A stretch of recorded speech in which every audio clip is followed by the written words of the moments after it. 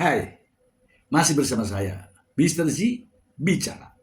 Tentu saja bicara tentang kebenaran berdasarkan fakta, data, dan realita.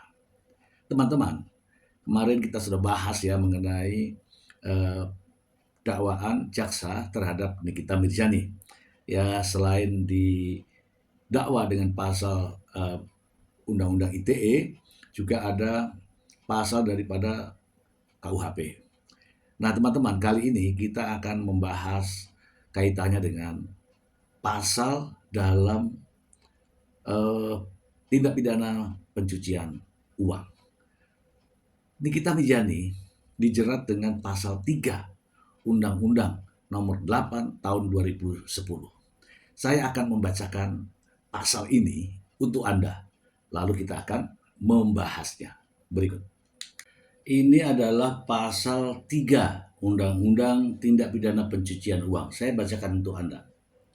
Setiap orang yang menempatkan, mentransfer, mengalihkan, membelanjakan, membayarkan, menghibahkan, menitipkan, membawa ke luar negeri, mengubah bentuk, menukarkan dengan mata uang atau surat berharga atau perbuatan lain atas harta kekayaan yang diketahuinya atau patut diduganya merupakan hasil tindak pidana sebagaimana dimaksud dalam pasal 2 ayat 1 dengan tujuan menyembunyikan atau menyamarkan asal usul harta kekayaan dipidana karena tindak pidana pencucian uang dengan pidana penjara paling lama 20 tahun dan denda paling banyak sebesar 10 miliar rupiah.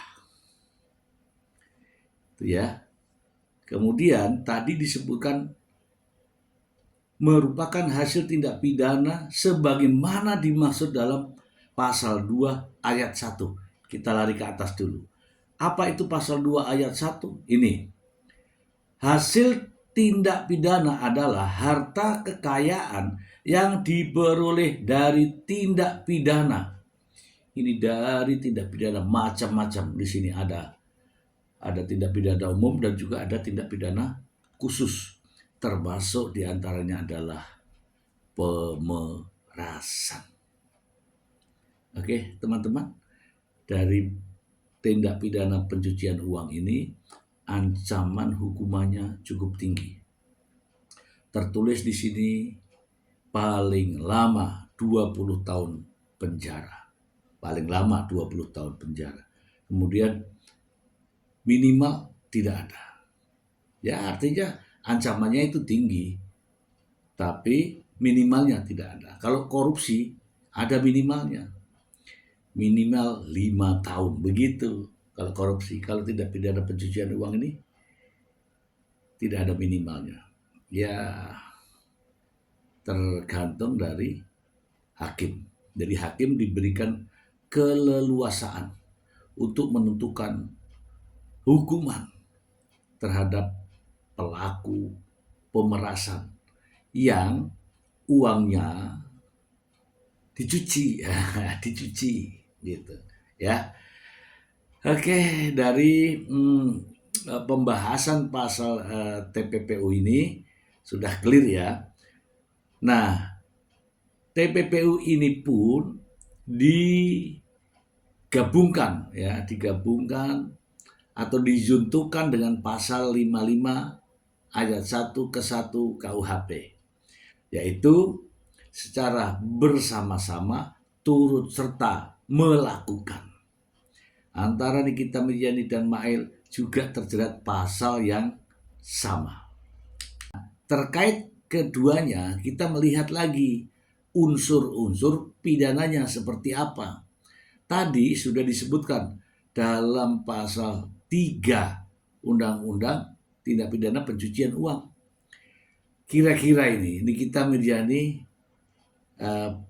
sesuai dengan yang mana dengan pasal tersebut? Ini menempatkan atau memasukkan harta kekayaan yang diduga hasil tindak pidana ke dalam sistem keuangan atau perekonomian.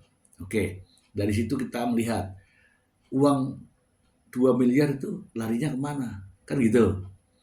Kalau saya membaca dakwaan jaksa, ternyata ditempatkan ke rekening yang Nikita Mirzani tunjuk, yaitu rekening eh, rumah ya, pembayaran rumah. Oke. Kemudian dua, mentransfer. Oke. Dari 2 miliar tadi yang ditransfer oleh Reza Gladys ke sana atas petunjuk Nikita Mirzani melalui Mail. Kemudian ada juga yang 1 miliar berapa yang ditransfer dari uang tersebut. Oke. Kemudian mengalihkan tuh memindahkan dari uang tunai ke rekening. Yang satunya rekening BCA, yang satunya rekening Mandiri. Membelanjakan. Nah, membelanjakan itu berarti beli sesuatu. Apa? Mungkin objeknya rumah. Membayarkan, menghibahkan, menitipkan, dan seterusnya. Nah, kira-kira itu modusnya. Kira-kira Nikita Mirzani ada persesuaian nggak dengan pasal 3 tindak pidana pencucian uang ini? Bagaimana menurut Anda? Silahkan Anda ikut juga berpikir. Agar apa? Ya kita lah.